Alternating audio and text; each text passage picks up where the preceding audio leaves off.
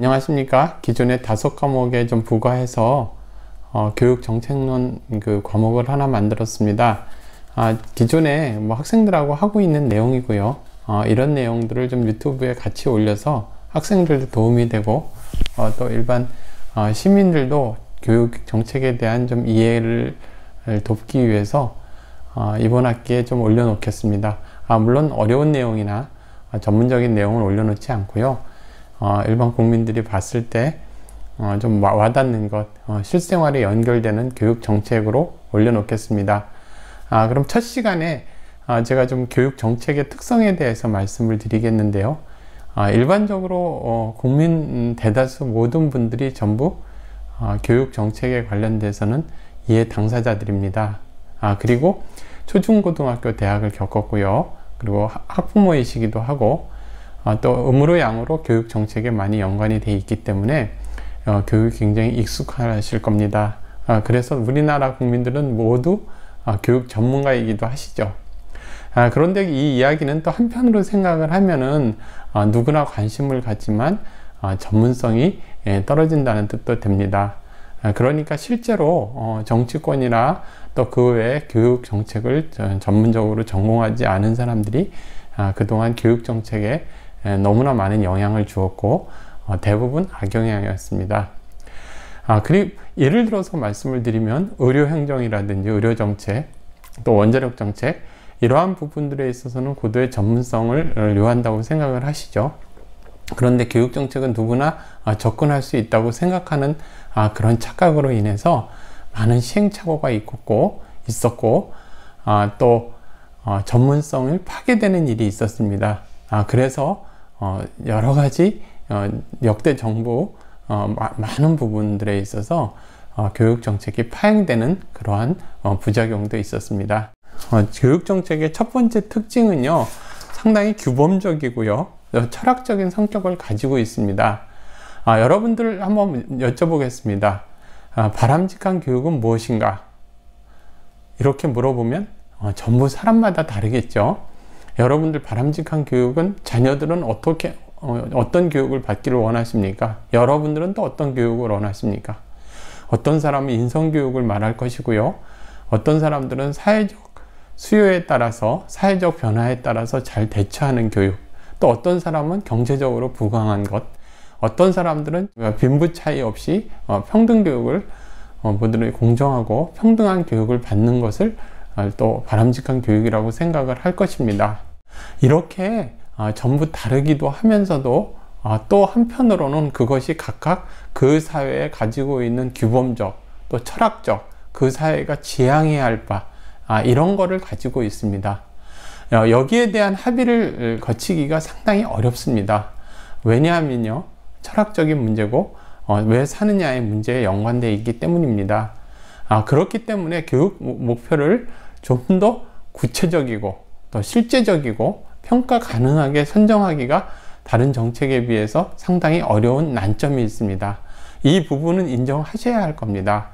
그렇기 때문에 상당히 교육 부분에 있어서 어떤 부분에 있어서 원대한 목표를 가질 수 있는 반면에 또 어떤 측면에서는 굉장히 추상적이고요, 말장난에 불과한, 그리고 정치에 이용당할 수 있는 언제든지 개연성이 있는 겁니다.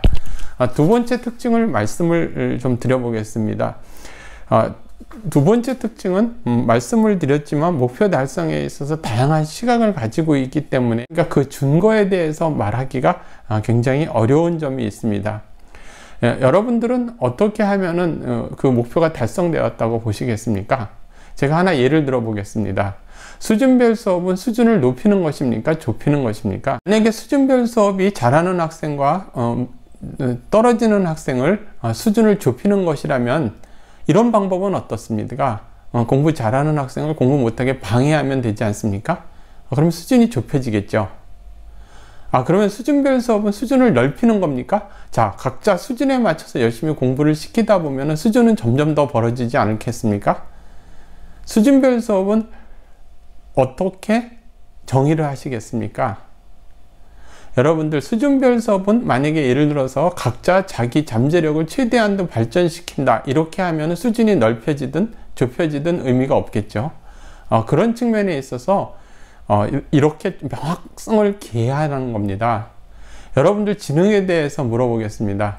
여러분, 지능을 구성하는 요소가 상당히 다양하죠. 어떤 걸 지능이라고 말씀을 하시겠습니까? 공부하는 능력, EQ, 어떤 걸 지능이라고 말씀을 하시겠습니까? 또 영어에서 어떤 영어 점수가 오른다. 우리 아이가 지난 학기에는 80점을 받았는데 이번 학기에는 90점을 받았다. 어디가 어떻게 오르고 어떤 기준에 의해서 어떤 목표를 달성을 해서 이런 기준이 나왔는지, 다른 학생들과 비교해서 어떤 것인지, 작은 것부터 큰 것까지 상당히 그 부분에 대해서 엄밀성을 기해하는 겁니다. 단순히 교육 정책이라고 해서 추상적으로 이러이러할 것이다, 이러한 예상을 가지고 할 수 있는 것들이 아닙니다. 제가 물어보겠습니다. 균형 발전이라는 거 있죠. 국가 균형 발전. 그런데 국가 균형 발전을 위해서 예산을 분배하고 지방과 중앙, 그러니까 서울과 또 수도권과 지방 이런 것에 이렇게 상당히 배려를 해서 또 실제로 꼭 필요한 부분이 아니라 여러 가지 배려를, 정치적인 것을 또 지역적인 걸 고려를 해서 배분을 하기도 합니다. 그런데 또 부실대학을 정리해야 할 때가 있습니다. 그러면 여러분들 어떻게 하시겠습니까? 지방 균형 발전을 위해서 부실대학을 살려둬야 되겠습니까? 아니면 놔둬야 되겠습니까? 이런 문제가 있는 겁니다. 어떤 것들에 대해서 상당히 명확하게 정의하고 이런 부분에 있어서 다른 영역에 비해서 상당히 애매할 때가 많습니다. 교육정책의 부분에 대해서 그러고요. 세 번째에 있어서는 평가 부분입니다.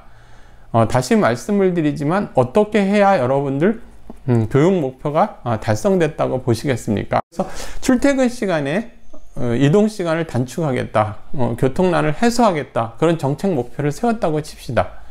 그럼 지하철을 또 개설을 해도 되고요. 또 버스 노선을 늘릴 수도 있고요. 또 직종별로 출퇴근 시간을 조정해서 공무원은 7시 반, 회사원은 8시, 학생은 9시, 이런 식으로 조정하거나 하여간 여러 가지 정책으로 나서 6개월이 지나고 난 다음에 6개월 전과 6개월 후와 정책 목표가 효과가 나타났느냐, 나타나지 않았느냐, 이렇게 측정할 수 있겠죠. 마찬가지로 또 의료보험을 적용을 해서 어느 증세에 대해서 의료보험을 적용을 해서 얼만큼 또 더 많은 사람들이 진료를 받았는가, 그리고 그거는 적자에 관계가 있는가, 6개월, 1년, 기간을 정해서 잡을 수 있겠죠. 반면에 그 교육 목표를 같은 경우는 어떻게 해야지 달성되는 것인가, 이 부분에 대해서 상당히 어려운 측면이 있습니다. 여러분들, 바람직한 교육, 정의로운 교육, 이렇게 만약에 목표를 잡으면 얼마나 시간이 지나면 정의로워지는 겁니까? 그리고 얼마나 시간이 지나면 바람직하게 되는 겁니까? 저소득 학생들의 학력이 향상되는 것이 더 나은 것이냐, 아니면 부실대학을 정리하지 못한 것이 지역균형 발전이냐, 아니면 또 지역의 분배를 잘한 것이 교육 목표를 달성한 것이냐, 상당히 어려운 측면이 있습니다. 좀 전에도 말씀을 드렸죠. 수준별 수업의 수준을 높이는 것이냐, 좁히는 것이냐, 과연 수준을 좁혔을 때 그것이 바람직한 교육이었는가, 아니면 수준을 넓혔을 때 그것은 바람직한 교육이었는가, 그럼 각자 성장하게 만들었을 때 그 성장은 어떻게 측정을 할 것이냐, 상당히 어렵죠. 상당히 어려운 측면이 있죠. 여기서 제가 말씀을 드린 이러한 문제가 상당히 여러 가지가 있습니다.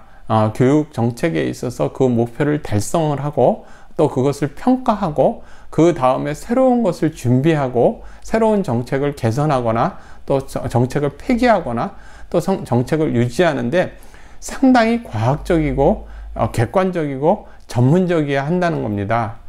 불행히도 우리나라에서는 해당 분야의 전문학자는 많지만 정책 분야의 전문학자는 많지 않습니다. 이를테면 제가 만약에 예를 들어서 교육학 분야에서 교육학의 어떤 사람이 상당히 전문가고 대가다, 그래서 교육에서 바람직한 걸 안다 하지만 그것은 교육 정책과는 무관합니다. 교육 정책과 교육학 자기 분야에서 전문성과 정책 분야에서 전문성이 연결이 되어서 교육 정책의 효과가 나타나는 겁니다. 그것은 경제 정책도 마찬가지고요, 의료 정책도 마찬가지입니다. 그런데 우리나라는 그런 구분 없이 마구잡이로 자기 전문 영역에 있어서 자기 자신이 전문성이 있다 그러면 정책을 전혀 모르는 상태에서 마구잡이로 정책을 발표하게 됩니다. 그 정도는 또 다행입니다. 아예 해당 분야에 전혀 문외한이거나 전혀 모르고 대학교 1, 2학년 수준의 주사파와 모택동을 찬양하던 사람이 마구잡이로 시대 역행적으로 정책을 내놓으면 그것에 맞추어서 전문 관료들이 어쩔 수 없이 만들어 나가는 게 우리나라의 현실입니다. 여러분, 제가 이 말씀을 왜 드리느냐 하면은요, 교육정책은 상당히 전문성을 바탕으로 전문가들이 해 나가야 실수가 없는 겁니다. 그리고 상당 부분 정치에 자유로워야 하는 겁니다. 전문성과 정치적 중립성, 이러한 것을 바탕으로 해서 장기적 안목으로 이루어져야 하는 겁니다. 그런 측면에 있어서 교육 정책을 좀 열심히 공부하시기를 바랍니다. 자, 이상 마치겠습니다. 감사합니다.